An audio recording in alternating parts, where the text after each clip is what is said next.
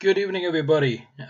Wendy has asked me to just run a short video by you on how we can record lessons for our children to input onto Seesaw. Now, I've been doing a lot of digging around, and one of the best tools that I've seen and used for this purpose is this. It is called Loom, L-O-O-M, loom.com. Now, the first thing you need to do is to register with Loom. It is free. For what you get, it's absolutely brilliant. So if you go to loom.com, sign up for free. It will ask you to download two pieces of software, one of which is called the Loom for Chrome extension, and that will give you access to your personal library where you will be able to retrieve and watch and edit all of the videos that you create. The second piece of software is an executable file which will actually install the Loom software onto your laptop, and it is the Loom software which is allowing me to do this at the minute. And one of the great things about using Loom when we're doing lessons and recording lessons, it will allow the children not only to hear us but to see us as well. Okay, so how do we use Loom? Once you've downloaded Loom, it really couldn't be any easier. You will have on your desktop an icon that looks like this, and that is the Loom executable file, and that is the one which runs this software.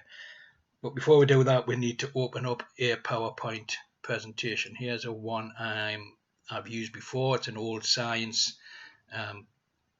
PowerPoint from a science lesson I did on understanding how we see light. So before we start anything, we may set up our PowerPoint presentation, and we can see here it goes full screen. And then at the bottom, because you've clicked on the Loom software, you will have a start record button around here somewhere.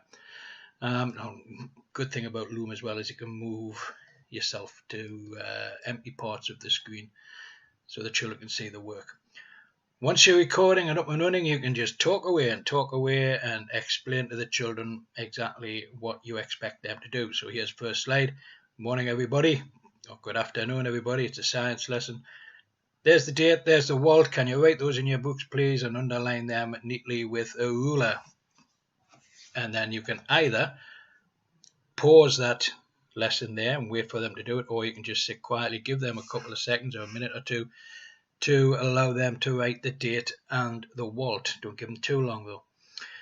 If you do remember, press pause, remember, or remember to go back in there and make sure you're recording it again, because this is the third time I've done this video and I keep forgetting to start the recording again.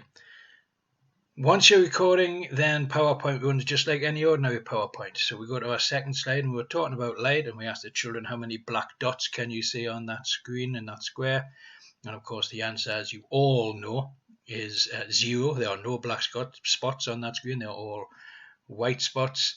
And again, as you just go through, we're talking about light. I want you to go, oh, look, I'm in the way of the lady's head, so I'm just going to move myself along in the middle of my recording.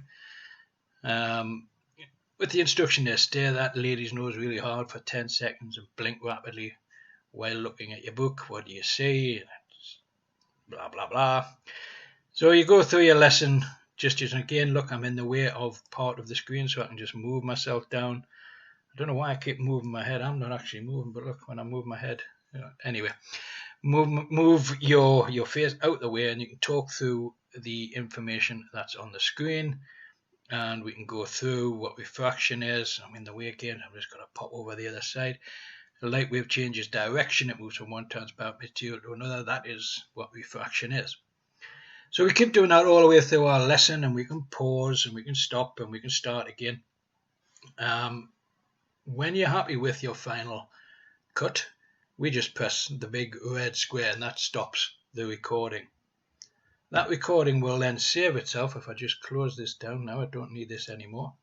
It will save itself into your personal library.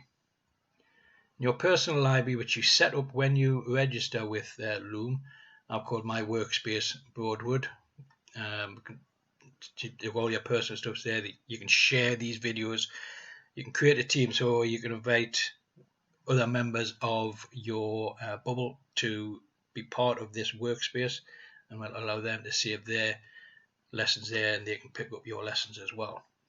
Once you have your lesson here, you're happy with it, it's then a case of uploading that onto Seesaw.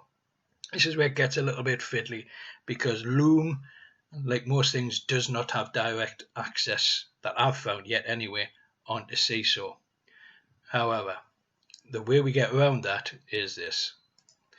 We click on our presentation and it will start running. So it immediately says, this is our play button. Do you want to run it at 1 times normal speed up to 2 times the speed? There's a couple of options here before we send it out.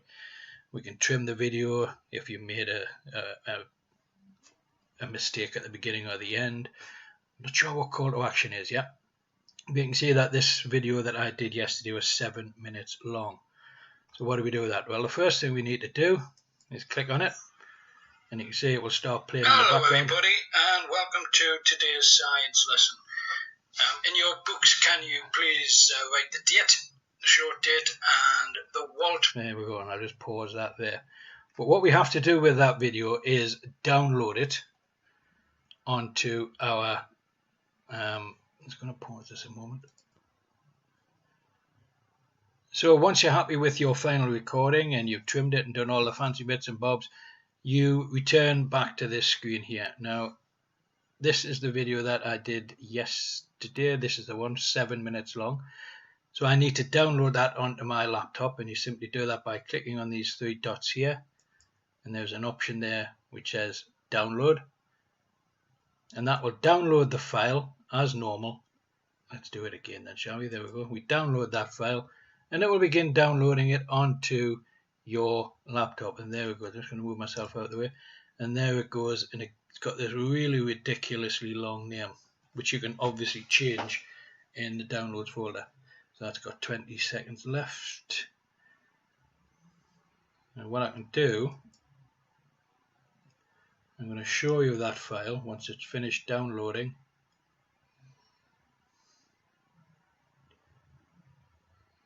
There we go.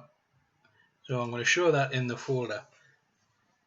Now what should happen, super fast,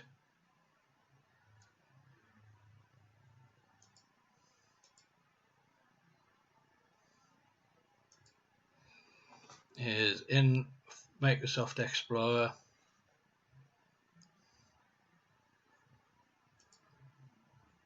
There we go, in the download section. There it is today. That is the file that I've just downloaded. So sensibly I can rename that. Oh, it is so slow.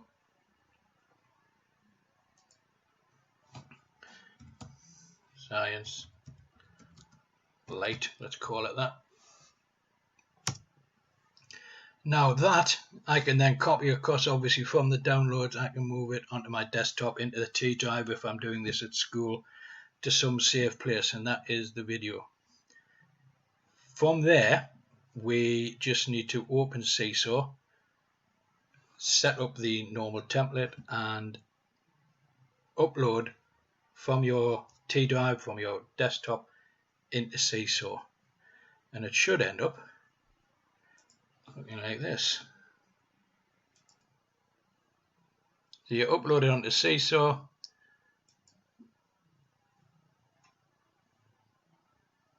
in the normal way by creating a new activity. I'm just going to log myself in here to my Seesaw account.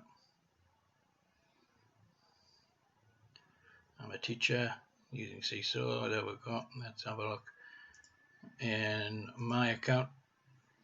So this is my class, and I can add a new activity. I can assign an activity in the normal way. We all know how to create these by now. Create a new activity, insert it as a link, as a new file, sorry. Let's try another one then, shall we? So write all of your Science Light, give it a name, give the children some instructions, watch the video, and you're going to add the multimedia. I'll just move myself out of the way again. Add the multimedia, and you're going to upload the file from your computer.